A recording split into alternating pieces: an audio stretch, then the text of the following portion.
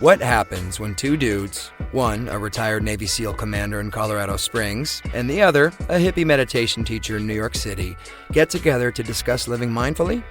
That's a great question, because we don't know what will happen either. Raw, uncut, and unapologetic. Welcome to Men Talking Mindfulness with co-hosts John McCaskill and Will Schneider.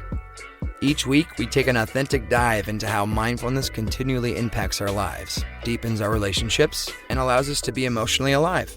We filter all of our conversations through the man box, where we unpack how as men we are expected to act in society, how fighting the authentic human experience is exhausting and damaging, and how mindfulness can help. If you would like to listen live, join Will and John every Friday at 12:30 Eastern Time on IG Live at handle @WillNotFear. We take each IG episode and upload them straight to this podcast. So happy you're tuning in to Men Talking Mindfulness. Now, on to the show.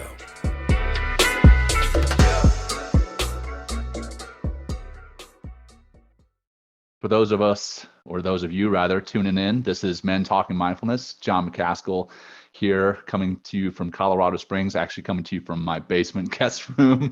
And I've got Will Schneider here with us too. So for those of you new to the show, we've done this for a season on LinkedIn, or rather on Instagram Live, and we moved it to LinkedIn Live. Here we go. Okay, it is live over there on the phone. So it's always nice to confirm that we are in fact streaming. But anyway, we've been doing this on Instagram Live for almost a year. Will and I did, and we had pretty good success there and had a lot of fun. But we decided to move it to LinkedIn Live here so that we can have a broader audience and hopefully share it on Instagram later on Will's account, and then also have it as a podcast, which we do. So Men Talking Mindfulness has been a podcast for about 6 months now, had about 20 episodes, and this is season two in the new year. So Happy New Year to those of you tuning in today. Happy New Year to those of you who are going to be listening in later. So let's see. Will, Happy New Year, brother.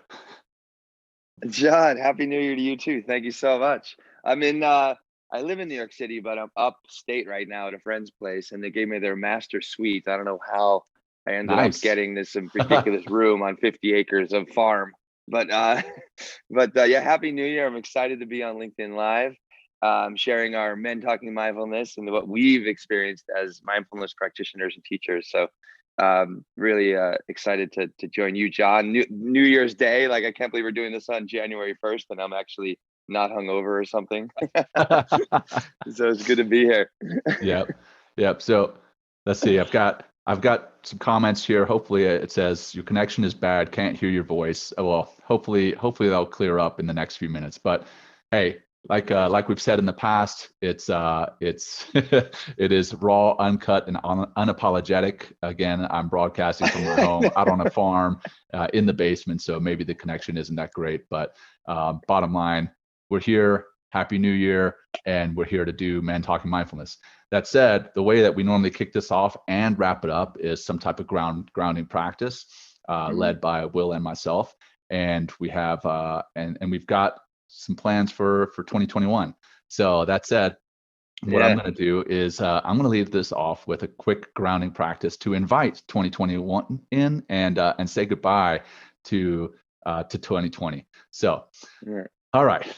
That said, go ahead and assume a comfortable position, whatever that looks like for you. I like sitting in a chair. I like putting my hands on my lap. I start with my hands turned up, my palms turned up. It's kind of inviting a sense of vulnerability, or it engages the parasympathetic nervous system, which is what we want to do during a mindfulness and meditation practice. So comfortable. And then if you're comfortable doing so, close your eyes. If not, just go ahead and soften your gaze and kind of look into about 6 to 8 feet in front of you. And then just bring your attention to the here and now, what it is you're feeling in the very moment, right here, right now. Something that's very easy to bring that attention and that focus to is your breath. And that's what we'll do right now, is not force your breath, but just notice it. Notice the very act of breathing in and breathing out. Notice how your diaphragm rises as you breathe in and falls as you breathe out.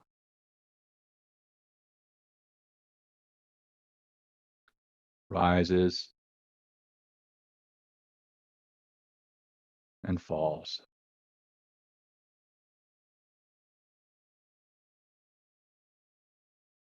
And now just think about this last year, 2020, the fact that it is over. And on each breath, as you breathe out, imagine breathing out 2020.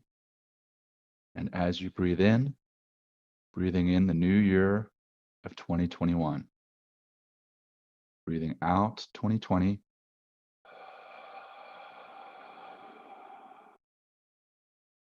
And breathing in 2021. And letting go of 2020 as you breathe out.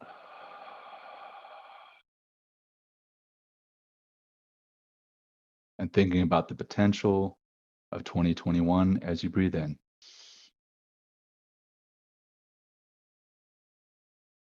Breathing out 2020.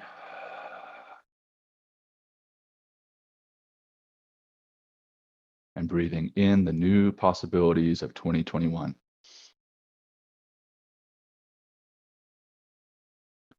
And finally, letting go of 2020.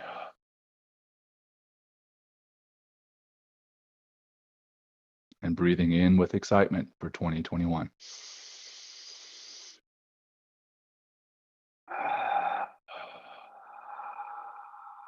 Now, slowly bring your attention back to the here, the now. Do one last deep cleansing breath, breathing into your belly, into your chest. Hold it for a second and let it go. And when you're ready, go ahead and invite some movement back into your body and slowly either refocus your gaze or open your eyes. All right, here we are. Thank you, John. Thank you for that. That was beautiful. Yeah, thank you for letting me go through that. So again, here we are, Men Talking Mindfulness on LinkedIn Live, and hopefully the podcast will sound okay because we are recording this, and again streaming from my basement guest bedroom with my kids right outside the door. But we are unapologetic about the show, and it's raw and uncut. So here we are. So what we've done in the past is we've done Men Talking Mindfulness, where we've gone through, hey, what it is to be a man, what it is to be expected in society. You can see my daughter bouncing around on the bed behind me. She just came in. So, hey, we knew this was going to happen. So right anyhow, on cue, dude. Right on cue, John. Right on. Right on cue. So, yeah, what we've done with 2020, where Will and I really started, I mean, basically it was the beginning of last year. And where were we? We were going through an impeachment process. There were fires. There was racial injustice.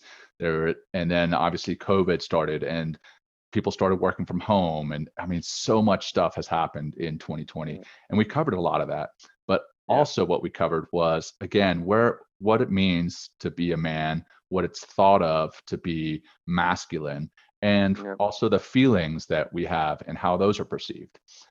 So that we'll continue to do the same thing and kind of view things through what Will calls, and I think you got this from one of your friends, is the man box and toxic masculinity. Yeah. So over to you, Will, to talk any about that, or what you're anticipating for the future of the show, or what we've done in the past, man. Over to you. Yeah, well, I think it's like, I love the awareness that we're already creating with Men Talking Mindfulness, and we say in the introduction to the podcast, it's like filtering things through the man box, which is like these hetero masculine norms that are just kind of instilled on us as children, and then into early adolescence, and then even into manhood, that that we're not even, really aware that like how it's really affecting us as a person, as in our relationships, in our jobs, in our lives with ourselves. Um, uh, and it's like I'm just excited that we're bringing this awareness, finding this awareness, and then being able to talk to it, and then using mindfulness as a tool in order to shift that script. So yeah, we're also going to have, like, what is it, February 5th, we're having Liz Plank on, who wrote a book called Yeah, definitely looking For the forward to Love that. of Men. Yeah, she wrote a really, I mean, I've kind of dove into the book. I'm on like my second not second read, but my second, like, first 20, 30 pages of the book. So I'm going back. So she's done a lot of research. I'm excited to have her in and part of the show, just to kind of help us, understand what this, the big term out there in a lot of ways is this toxic masculinity that has kind of infused our, masculinity, and what it really can be, instead of being what it is in this, like, in this tight knitted, rigid format in a lot of ways. Um, so yeah, John, this is going to be I'm excited to, be on LinkedIn and also help not just men, because this is helpful for everybody, Sure, but 100%. helping people, yeah, helping people, like, really understanding how powerful mindfulness can be for their for their relationships, for their business, for their lives. Um, so here we are, John. Thanks for this Yeah. is great that we get a chance to do this.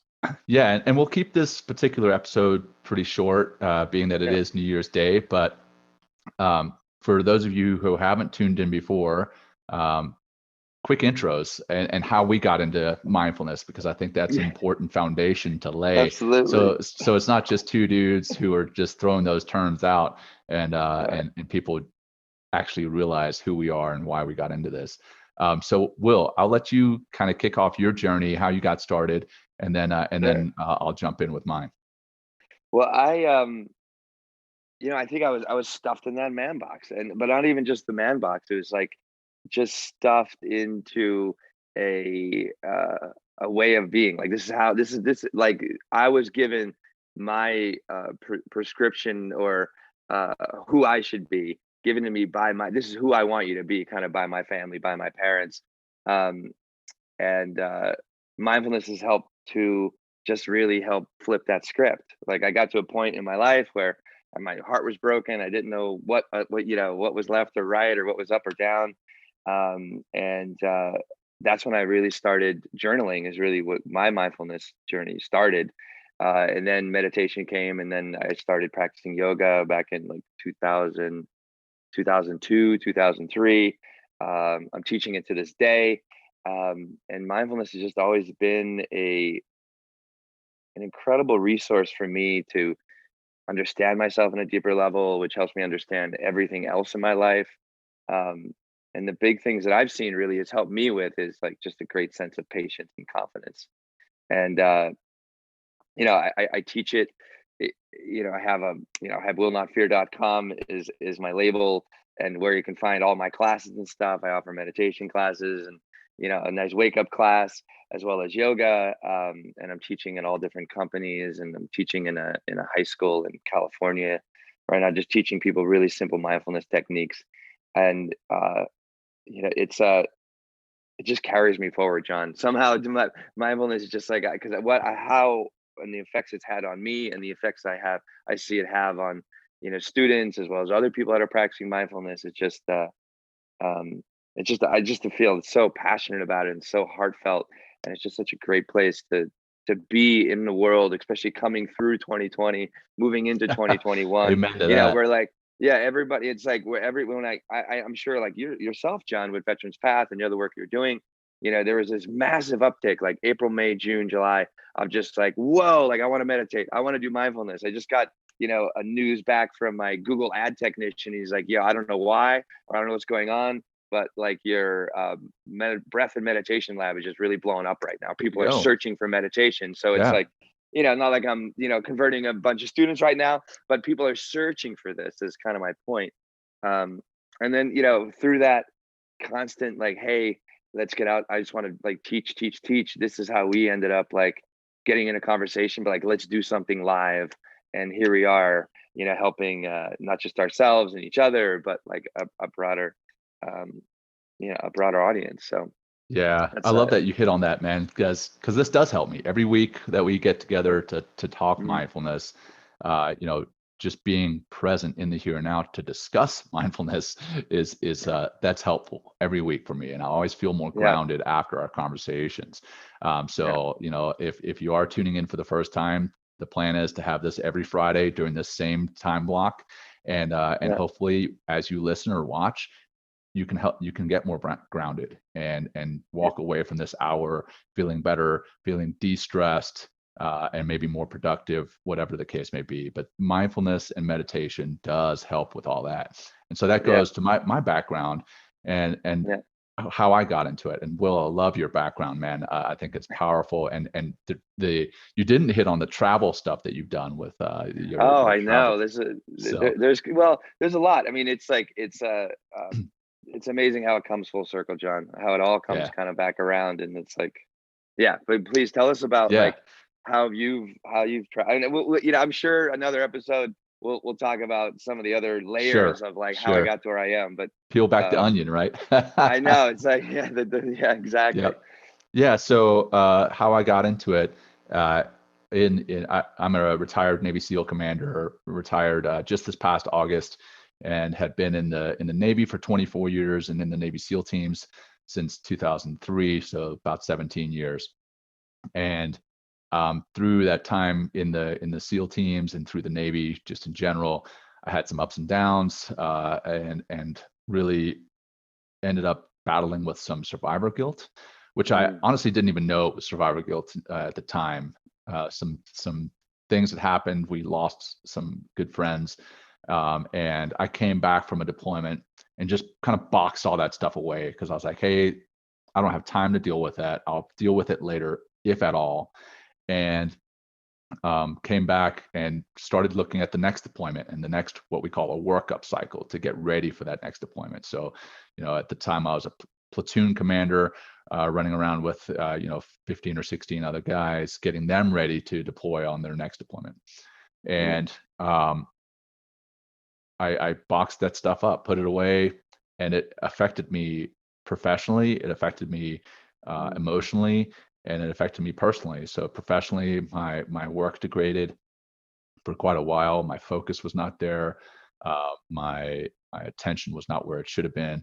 My emotional state was a wreck. I started getting nervous, started getting depressed about things, started feeling anxiety about the future, about that next deployment, and about being in the Navy in general. And then on the personal level, I was married before. I'm on my second marriage now. I think my first marriage suffered quite a bit because of what I'd gone through and what I was still going through. So I went to seek counseling, and the psychiatrists that I saw did what they thought was best for me, and I don't blame them for this, but they put me on medication, and the medication did help with the stress and with the anxiety and with the depression, but at the same time it also killed some of the joy that I was experiencing or wanted to experience with life. So after a few years of that, I went to a counselor and I told him, hey, look, I want to come off this medication, because honestly the medication, it had again helped with the stress and anxiety and depression, but it also not only numbed the fun parts, the fulfilling parts of life, but also caused me some thoughts of, hey, maybe life would be better without me. The world would be better without me. Started to think that I was a coward for some things that I'd not done in my past, or some things that I had done. And I started to really feel that the world would be better without me. So I went to the next level of counseling and ran into this guy, this one counselor who recommended mindfulness and meditation. And for those of you who have listened to me on a podcast before, that you've probably heard this piece, but the guy, when he recommended it to me, I was like, hey man, that's some snake oil. I don't believe in it. And that's some hippie shit. Right? Yeah, exactly. I was like, hey, you know what? I'm a Navy SEAL operator. This is not for me. That's for the weak.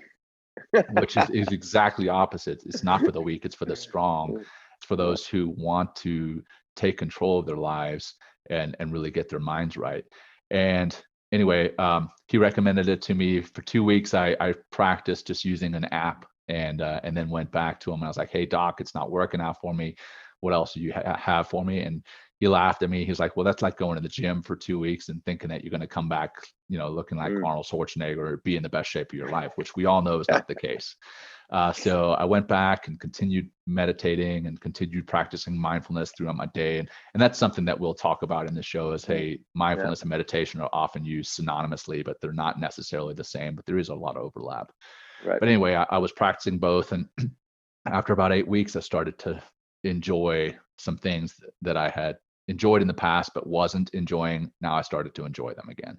And I started enjoying my family, started enjoying my relationships at work, started to enjoy the work that I was doing. I was more focused, more productive. I felt more fulfilled in life. And then I was able to come off the medication. So I was using meditation now with a T and not using medication now with a C. And I just felt so much better. And roughly about a year after that, I started thinking about what it was I was going to do after I left the Navy. And one of my mentors sat me down and he's like, well, you need to really start thinking about networking, branching out, seeing what industry it is you want to work in, find what it is you're passionate about. And as I was going through that journey, I was still meditating and people started coming up to me and they were asking me, hey, what are you doing differently? You seem to be more level-headed. There it is. That's what's up. And when people started coming to me and asking me, I was like, okay, well, it's not just something that I feel. This is actually something that I've got going differently in my life. And when people started asking me what I was doing differently, I was telling them. At first, I was a little hesitant, but I would tell them. I was like, oh, great, here I go. I'm going to tell them about meditation, and they're going to laugh at me. But I would tell them, and they'd be like, well, tell me more. Tell me more. Exactly. And so I would share it. And then a few people would start practicing and they would come up to me and say, hey man, I've been practicing for a couple of weeks now and I'm starting to see the difference. And I was like, you know what? I can do this. I can do this for a living. And so here I am. I do teach meditation and mindfulness much like you do. I don't teach the yoga. Though I definitely need to start implementing yoga in my life because a 43-year-old. Ready to help, John. Yeah, ready to help. 43-year-old dad of 2 young ones and a third on the way to come in this summer. It's so awesome. And yeah, if I don't start implementing more movement into my life, then it's gonna be tough. But anyway, so that's my background, and now I teach it as the deputy executive director for a nonprofit called Veterans Path, where we teach mindfulness and meditation to veterans and active duty service members to help them do a lot of the same things or deal with a lot of the same things that I was dealing with. And it also helps to just be focused in the present, right? And enjoy life more and be more fulfilled. And then I also do it kind of like you do, Will, on the side. I teach mindfulness and meditation to corporate teams because it does help them to be more focused and more productive at work. But the part that I'm really concerned about with the corporate teams is just having happier and healthier workforces. Yeah, because, or just more calm, just calm and down. So much of that. Let me ask you, John, though, if because you really touched on an important point. I think it'd be very helpful to hear more about it. It's like, you mentioned you went to the doc and he's like, hey, dude, try meditation, try this app. And there's 2 weeks, you're like, no, it's not working. Like, at what point, like beyond those 2 weeks, did you start to like feel a difference? And then at what point did you shift from medication to only meditation? Because I think it's like, because I think that this is a really key point about, and we have a whole episode on season 1 about practicing. And I think, and that's super, I mean, it's not just mindfulness as an idea, but mindfulness in practicality, and not just in your daily life, like working and functioning in your relationships at work, but also like sitting and actually practicing and putting in your reps, if we can talk from like, putting in your reps, That's right. So where was that transition for you? Because it's the patience, John, of mindfulness that is so important as much as the mindfulness itself, just being with it and sticking with it. Yeah. So I mean, much like the grounding practice that we did at the beginning, you may have felt better from that practice in and of itself. So that was tapping into the parasympathetic nervous system, the vagus nerve. The parasympathetic nervous system is the rest and digest nervous system that's kind of calms things down. And so if you do a practice, you may feel the immediate effects right after that. And that's great. But as soon as you go out into the real world outside your meditation practice, you may run into some jerk who cuts you off in traffic or whatever the case may be. And I say some jerk with air quotes because you never know what that person is doing. Maybe they're rushing to the hospital because they've got somebody in the car that's having a baby, or I don't know. So you that's next level of mindfulness thinking. Yeah, so that's the compassion. To like actually consider somebody else. Exactly. Right. Thank you, John.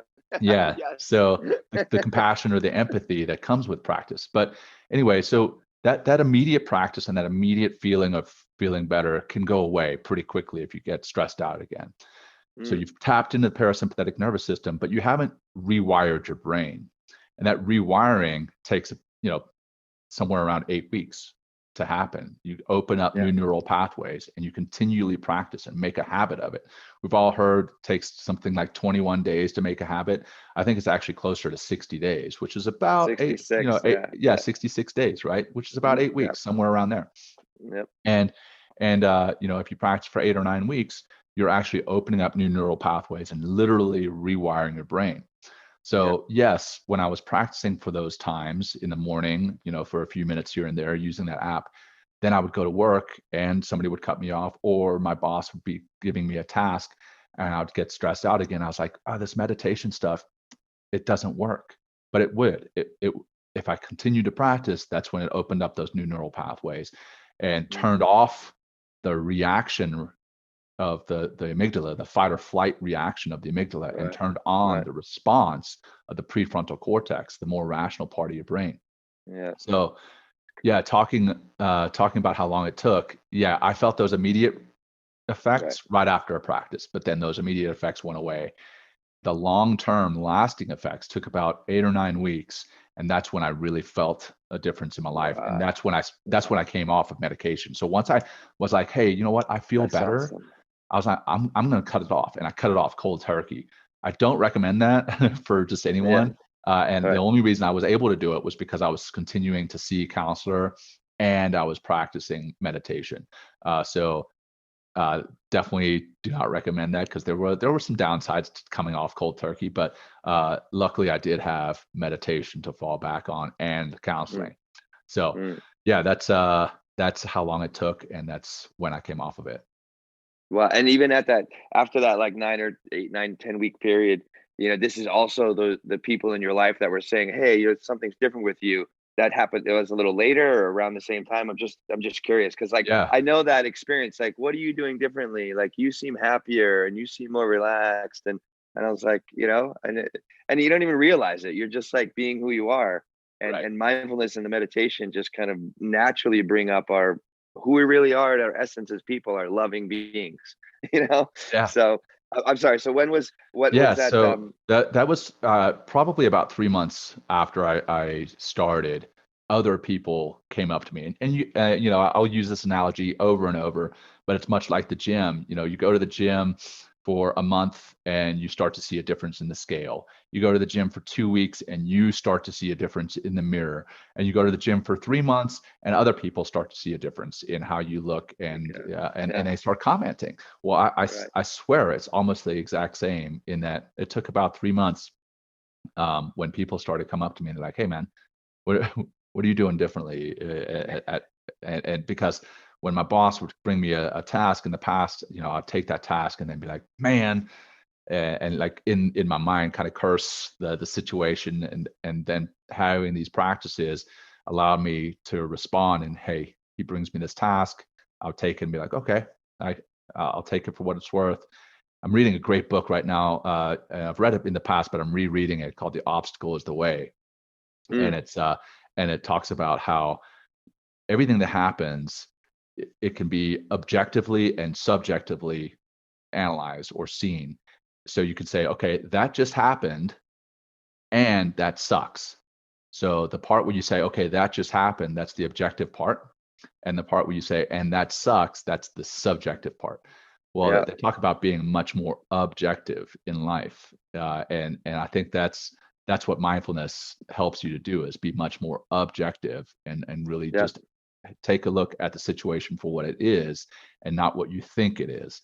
So again, kicking in that rational part of the brain, that prefrontal cortex, that's where I definitely started to see a difference in myself. And I think that's where people started to see a difference in me, is that I wasn't cursing when they brought me some task, or I wasn't, rumbling under my breath about getting the boss. angry, Yeah. or like talking crap behind their back or something like that. Yeah. But it's Exactly. also I love the way you kind of put those two together. It's like, instead of losing weight, right? It's like go in the mirror, go to the gym. It's like, I'm eating better, I'm working out, burning some calories, shedding weight. Like, mindfulness is helping us, or what I've learned, and what you're kind of talking to, and what it does for so many other people, is like you're shedding stress.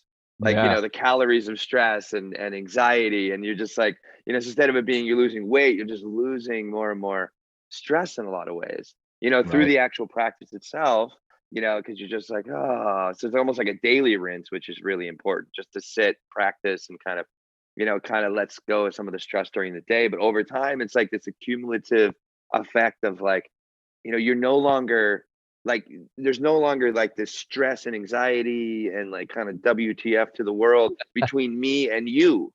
You know what I Right. mean?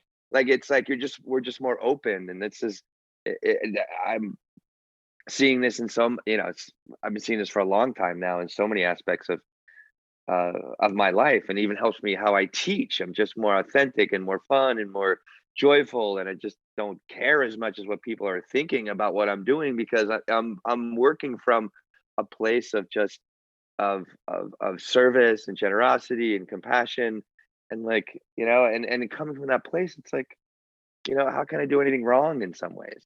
Right. Just like, Yeah. I'm doing the best I can. You know what I mean? Yeah. So that's awesome. Good job. Yeah. Well, man, I love the background. I love what we've talked about thus far. I want to look Yeah. at some of the comments that have come in thus far. Oh, please. So Yeah. we've got breathing in life and finding creativity and new opportunities in the spaces. Yep, definitely. One comment is, how does visualization and meditation carry over into daily life? And I think we've covered a lot of that there since we've been speaking, but it absolutely covers, it carries over rather into daily life, in that it can really settle your mind. And the analogy that I've used again, and I'll continue to use this, is the analogy of the snow globe. And it feels almost as though without meditation or mindfulness, that as soon as I wake up in the morning and I check my phone and I see notifications and I see emails and I see social media and then I see texts, everything, that's like that snow globe going from a complete steady state sitting on your shelf to being shaken up, and now you can't see the little image that's inside that snow globe. Well, meditation and mindfulness allows you to set that snow globe back down and let some of that noise, the notifications, the emails, the texts, kind of settle to the bottom. And now you can see that image and see what's really important in your life. And I think that's where mindfulness and meditation carry on to everyday life. And it helps you to focus on what's important, helps to settle your mind, kind of block out some of that noise that's not important, so that you can be more present for yourself, more present for your friends and family, more present for your colleagues at work. So I think that's how it carries on into everyday life. Well, they also, the guy, that person who commented mentioned visualization. Yes. Right. Yes. So the yes, process great. of like calming that snow globe down, calming down that snow globe, right? And that helps us to access that, or give us the opportunity to visualize, okay, what do we want? Like, how do I want to show up today? Right. And that could be in the meditation itself, just being like, I'm going to be more joyful today, or I'm going to be more patient with myself and everybody else, and do the best I can, and seeing yourself doing it in a meditation. And, first is like calming the body, calming the mind, calming all those snowflakes of that snow globe. And then being able to access like, oh, wait, here I am, and I'm saying this as I'm imagining myself sitting in meditation.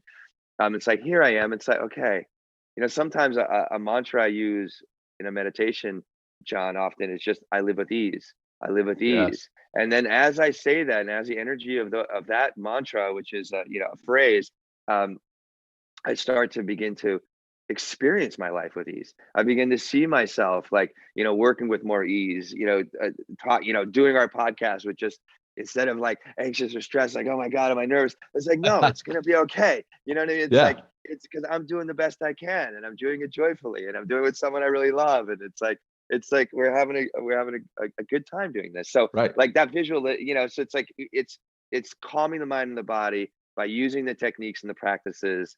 And then we can even go deeper by accessing, visualization. And that visualization can be whatever you want it to be. It's like you can sit yourself and imagine yourself stepping into, that big meeting that you have, or you're the big presenter with all your like 25 slides or something like that, and seeing yourself grounding, talking, and moving through that presentation in a way that allows you to be, or continue seeing yourself doing it brilliantly, or at least doing the best you can.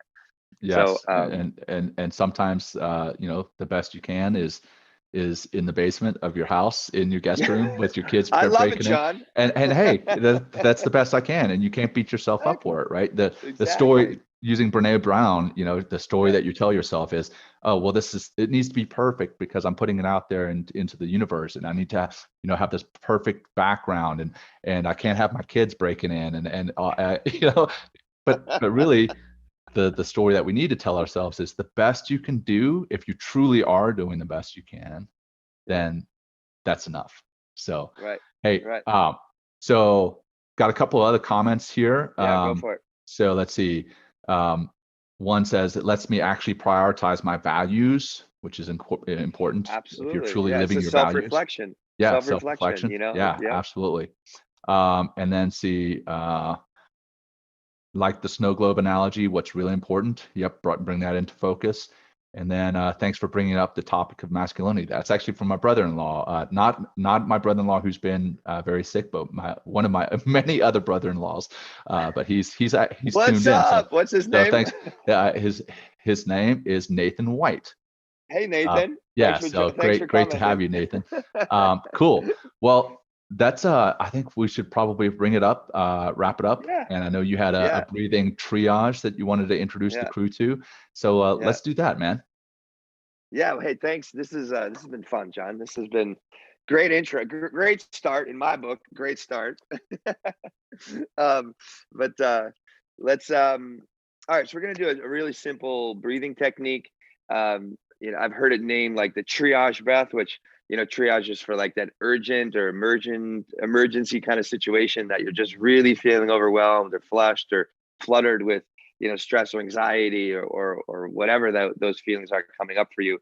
And just doing this really simple breathing technique. It's a 5-10 breath. So we're going to inhale for 5, trying to really feel, or like we did earlier with the 2021 breath, right? Inhale, right? Really try to find like a big inhale, and then so we're gonna hold for 5. I'm gonna talk through it for 5 seconds. I'm gonna count for the inhale, and the exhale. We want to be mindful, a really slow exhalation through the nose for a long count of 10. You'll see it's gonna feel really long, and if you're not used to breathing in a deeper way, like this is just another practice. Like this could also be a great practice, John. Like when I'm feeling kind of a little out of it, even before I drop into my meditation, I do this breathing technique for like 2 minutes, and then I continue on to meditation. So Nice. Great grounding exercise, kind of navigates you back, who you are, where you are, and what's important to you. But find a comfortable seat.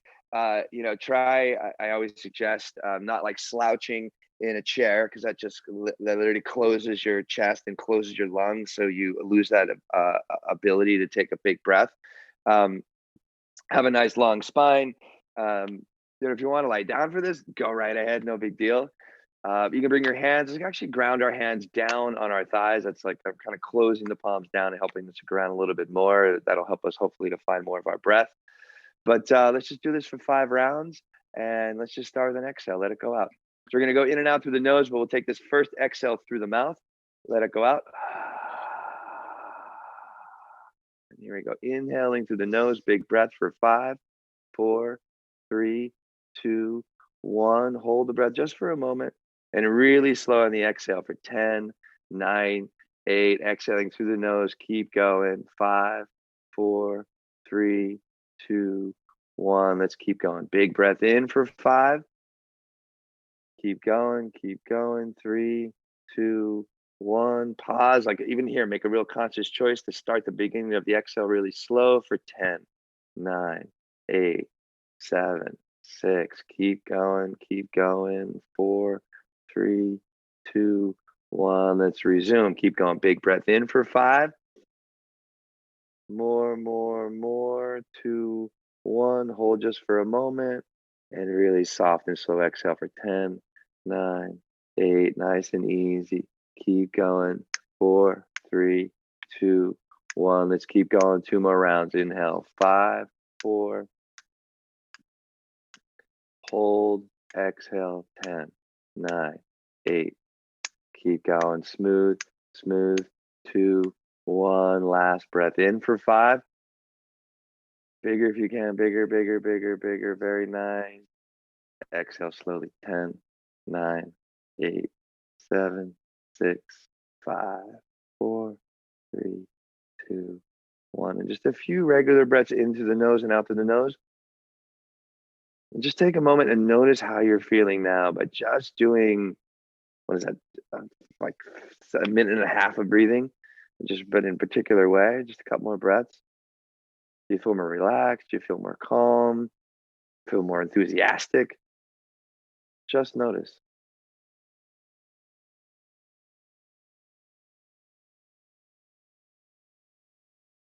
And when you're ready, open your eyes and thank yourself for listening to our first episode of season 2 on Men Talking Mindfulness.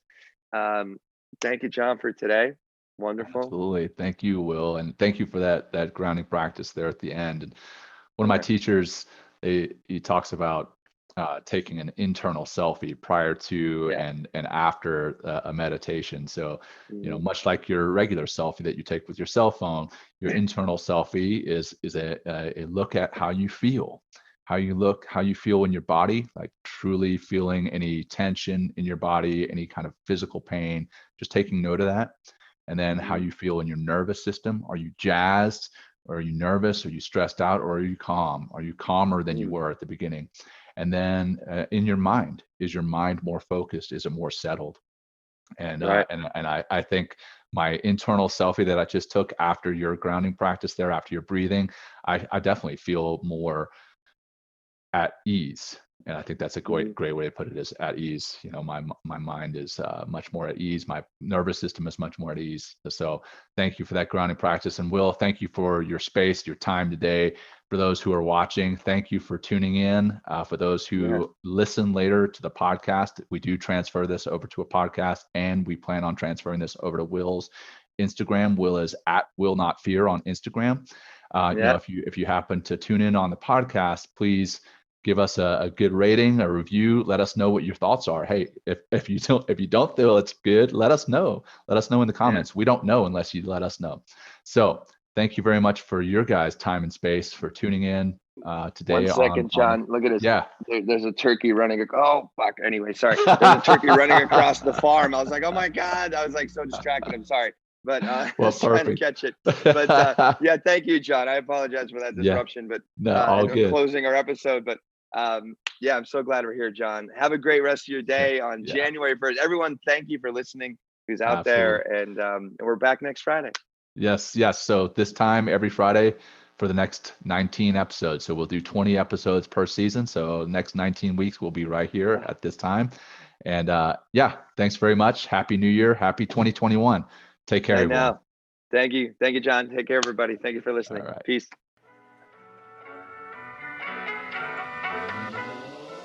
Thanks for joining Will and John on Men Talking Mindfulness. If you enjoyed the show, please like and share it with your friends and family, and please, we would appreciate a review too. Until next time, this has been Men Talking Mindfulness. Thanks for showing up.